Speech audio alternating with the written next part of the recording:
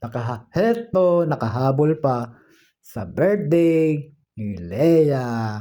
Ngayon, ika-12 ng Hunyo, araw ng kalayaan. Doon, ibinase ang pangalan ni Leia. Yun ang kumain ng pansit. Ang pansit ay masarap kainin kapag may mga kaarawan ipinagdiriwang.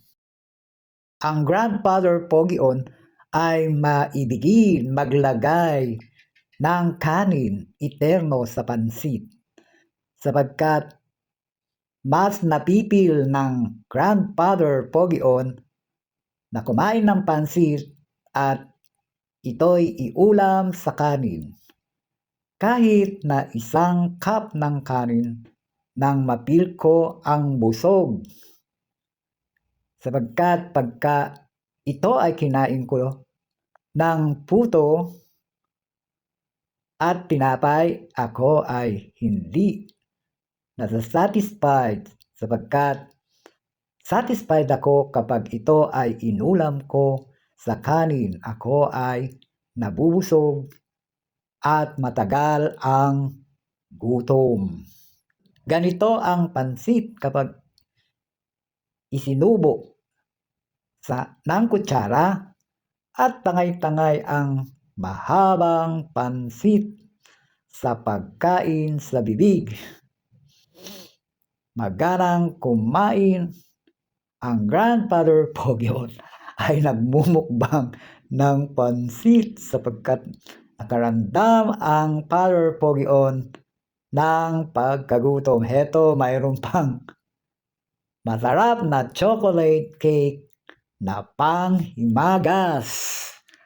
Ay, naku, napakasarap ng mga handa ni Leia.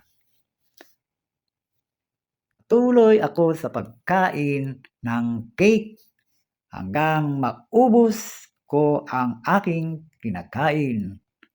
Ako ay na gabi na ng dating, ako'y nagbawi ng pagkain sapagkat ako ay nagtinapay at kape lamang sa aking pinanggalingang bahay.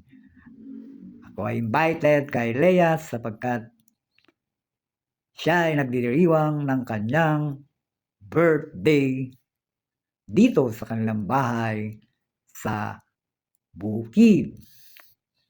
Mga ka-grandfather Pogion, watch my video content, the Leia birthday celebration.